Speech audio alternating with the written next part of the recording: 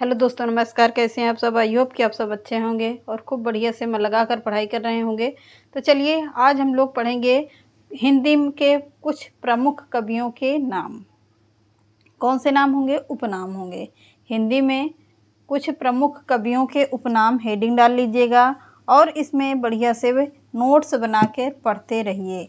क्या चीज़ है हेडिंग? हिंदी के प्रमुख कवियों लेखकों के उपनाम। उपनाम से बहुत सारे प्रश्न पूछे जाते हैं क्योंकि 2-4 प्रश्न टीजीटी पीजीटी में ज़रूर पूछा जाने वाला प्रश्न है ये। तो चलिए आज के सेशन को चालू करते हैं।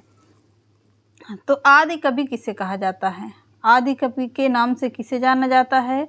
तो आदि कवि के नाम से वाल्मीकि को जाना जाता है। कौन? किसे? वाल्मीकि को, क्योंकि इन्होंने सबसे पहले रामायण की रचना किया था। किसने?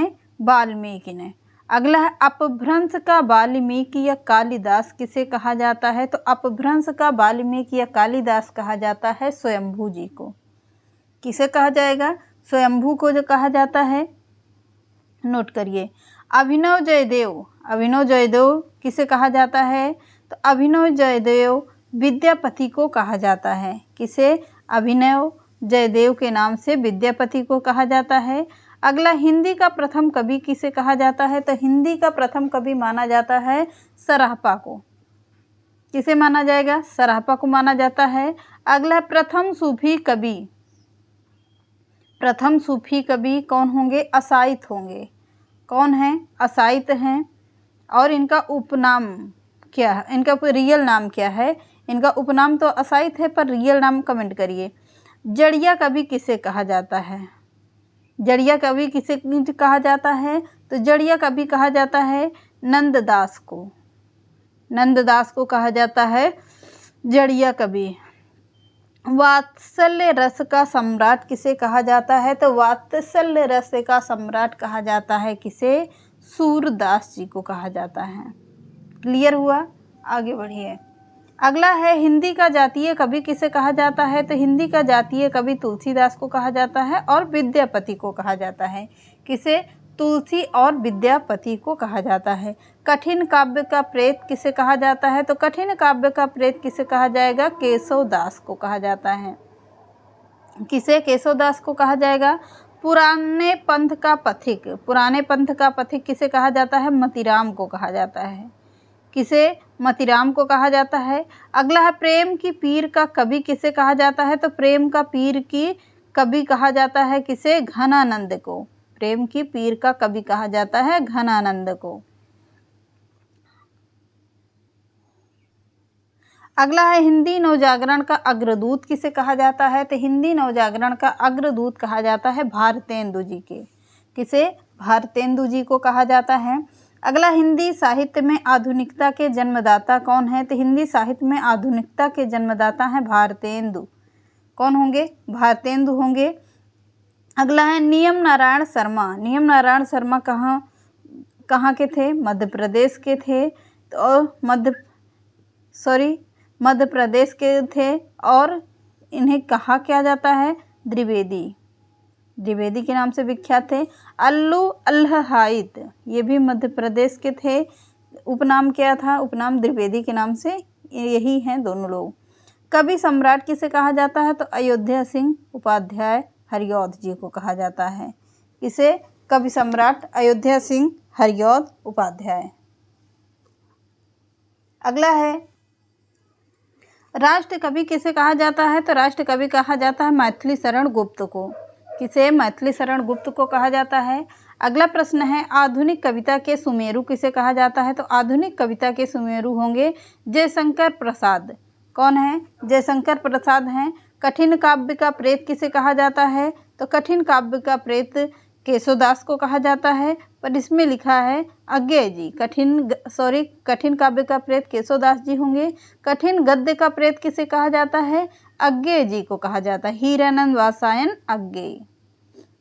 अगला है कवियों का कवि किसे कहा जाता है? तो कवियों का कवि कहा जाएगा शमशेर बहादुर सिंह को। किसे कहा जाएगा? शमशेर बहादुर सिंह को कहा जाता है। अगला बुंदेलखंड का चंद्र बरदाई। बुंदेलखंड का चंद्र बरदाई किसे कहा जाता है? वृंदावन वृंदावन लाल वर्मा को कहा जाता है। बुंदेलखंड का चंद्रबरदाई। अगला है मुनि मार्ग का हिमायती। मुनि मार्ग का हिमायती किसे कहा जाता है? रामचंद्र शुक्ल को कहा जाता है। किसे कहा जाएगा? रामचंद्र शुक्ल को कहा जाता है। अगला है स्वच्छंदतावादी आलोचक। स्वच्छंदतावादी आलोचक किसे कहा जाता है? तो स्वच्छंदतावादी आलोचक हैं नंद दुलारे वाजपेयी जी। कौन होंगे? नंद दुलारे वाजपेयी जी हैं। अगला है रसवादी आलोचक कौन है? तो रसवादी आलोचक हैं नागेंद्र। कौन? नागेंद्र होंगे। मैथिल कोकिल किसे कहा जाता है? सभी को पता है, विद्यापति को कहा जाता है। हिंदुस्तान की तूती। हिंदुस्तान की तूती इन्हें अमीर खुसरो को क्यों कहा गया था? क्योंकि पहेलियों, मुकरियों और खड़ी बोली के जनक किसे कहा गया है? किसे? अमीर खुसरो को कहा गया, इसीलिए कहा जाता है हिंदुस्तान की तूती। अगला अष्टछाप पुष्टिमार्ग का जहाज किसे कहा जाता है? तो अष्टछाप पुष्टिमार्ग का जहाज सूरदास जी को कहा जाता है। याद हुआ? अगला है जवादानी का दावा रखने वाला कवि कौन थे? तो जवादानी का दावा रखने वाले कवि किसे कहा जाता था? घनानंद जी को कहा जाता है। प्रकृति का सुकुमार कवि किसे कहा जाता है? प्रकृति का सुकुमार कवि सुमित्रानंदन पंत को कहा जाता है। आधुनिक युग की मीरा किसे कहा जाता है? मैंने कई बार इसको प्रश्न को लिया है। किसे कहा जाएगा? महादेवी वर्मा को कहा जाता है। एक भारतीय आत्मा किसे कहा जाता है? तो एक भारतीय आत्मा कौन होंगे? माखनलाल चतुर्वेदी। कौन होंगे? माखनलाल चतुर्वेदी हैं। अगला है कलम का जादूगर किसे कहा जाता है? तो कलम का जादूगर है रामवृक्ष वेनी पुरी जी को कहा जाता है। अगला है कलम का सिपाही किसे कहा जाता है? तो अगला है कलम का सिपाही किसे कहा जाएगा या कलम का मजदूर? प्रेमचंद्र को, क्योंकि प्रेमचंद्र ऐसे कवि थे जो किसानों के ऊपर और गरीबों के ऊपर ही अपनी सारी रचनाएं करते थे, इसलिए क्या कहा जाता? कलम का सिपाही या कलम का मजदूर कहा जाता था। चलिए आगे देखते हैं।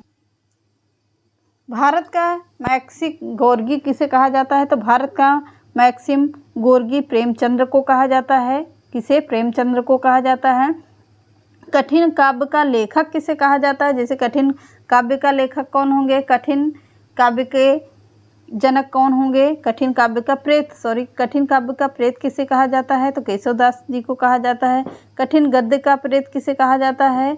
तो मैंने इसके पहले ही पढ़ाया है। अब यहाँ प्रश्न क्या पूछ रहा है? गद्य काव्य का लेखक किसे कहा जाता है? तो गद्य काव्य के लेखक कौन होंगे? वियोगी हरि होंगे। वियोगी हरि हैं। आधुनिक कबीर किसे कहा जाता है? तो आधुनिक कबीर कौन होंगे? नागार्जुन होंगे। अगला वाणी का डिक्टेटर किसे कहा जाता है? तो वाणी का डिक्टेटर कबीर जी को कहा जाता है, यानी कबीर दास को। फैंटेस्टी का कवि कहा जाता है किसे? मुक्तिबोध। इनका पूरा नाम क्या होगा? गजानन माधव मुक्तिबोध कहा जाएगा।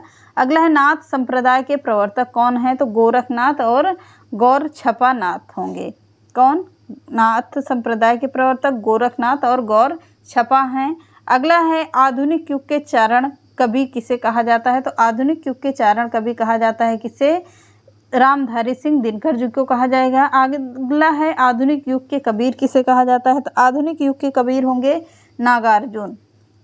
अगला है आधुनिक युग के गोरखनाथ किसे कहा जाता है? तो आधुनिक युग के गोरखनाथ होंगे निराला जी। अगला है संस्कृत के क्लासिकल पंडित विद्यापति हैं। कौन? संस्कृत के क्लासिकल पंडित कौन होंगे? विद्यापति जी हैं। आगे बढ़िए। हिंदी साहित्य में दद्दा मैथिली शरण गुप्त को कहा जाता है। हिंदी साहित्य जगत में दद्दा किसे कहा जाता है? तो मैथिली शरण गुप्त को कहा जाता है। अगला हिंदी साहित्य जगत में दादा किसे कहा जाता है? तो दादा माखनलाल चतुर्वेदी जी को कहा जाता है। अगला आग व राग के कवि किसे कहा जाता है? तो आग व राग के कवि होंगे दिनकर जी, रामधारी सिंह दिनकर जी। अगला है व्यक्ति चेतना के कवि कौन है? तो व्यक्ति चेतना के कवि हैं अज्ञे जी।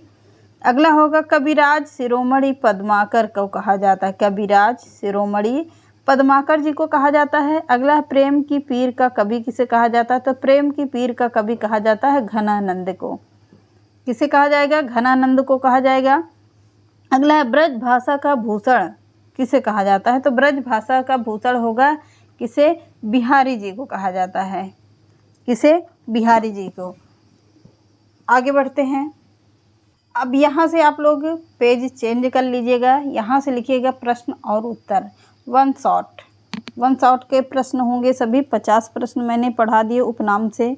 किसके किसके कौन से उपनाम है, किसने किसने कौन सी रचना किया। अब आगे देखिएगा, प्रश्न देखेंगे और आंसर देखेंगे। तो आप लोग इसको अलग पेज में लिखिएगा।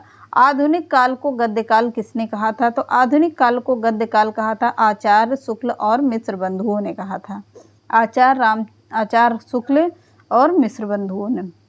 आचार्य रामचंद्र शुक्ल इनका पूरा नाम हो गया। मिश्र बंधु हो गया किसे, सुखदेव बिहारी मिश्र, कृष्ण बिहारी मिश्र और देव बिहारी मिश्र। ये कैसे थे, मिश्र बंधु थे। कृष्ण बिहारी नहीं होंगे, गणेश बिहारी थे, सॉरी। तो अगला है आधुनिक काल को नवीन काल किसने कहा था। तो गुलाब राय ने कहा था। किसने, गुलाब राय ने कहा है। भारतेंदु युग को पुनर्जागरण काल किसने कहा है। तो भारतेंदु युग को पुनर्जागरण काल कहा है डॉक्टर नागेंद्र ने कहा है। किसे, किन्होंने, डॉक्टर नागेंद्र ने कहा है। अगला, खड़ी बोली हिंदी का विकास किससे हुआ है। तो खड़ी बोली हिंदी का विकास हुआ है अपभ्रंश से हुआ है। अगला है, खड़ी बोली के समर्थकों को हठी और मूर्ख किसने कहा था। तो खड़ी बोली के समर्थकों को पंडित जगन्नाथ दास रत्नाकर ने कहा था। किसे, खड़ी बोली के समर्थकों को हठी और मूर्ख कहा था। अगला है पंडित जगन्नाथ रत्नाकर। पंडित जगन्नाथ रत्नाकर कैसे थे, किसने कहा था। तो हठी और मूर्ख कहा गया। मैथिली शरण गुप्त कृत अनघ का संबंध किससे है। तो मैथिली शरण गुप्त की कृत कौन सी, अनघ का संबंध है किससे, बौद्धकालीन संस्कृति से है, इम्पॉर्टेंट है। अर्जन और विसर्जन नामक काव्य ग्रंथ किसका है। तो अर्जन और विसर्जन नामक काव्य ग्रंथ है मैथिली शरण गुप्त का। किसका है, मैथिली शरण गुप्त का है। अगला है, मैथिली कविता कामिनी कांत उपाधि किसकी है कि या किसकी थी। तो कविता कामिनी कांत उपाधि किसकी थी, नाथूराम शंकर की थी। है साहित्य जन समूह के हृदय विकास है, किसका कथन है, क्या कथन है, बालकृष्ण भट्ट का। तो चलिए आज सेशन को यहीं समाप्त करते हैं। मिलते हैं नेक्स्ट क्लास में। चैनल पसंद आता तो लाइक, सब्सक्राइब एंड शेयर कर दीजिएगा। नमस्कार।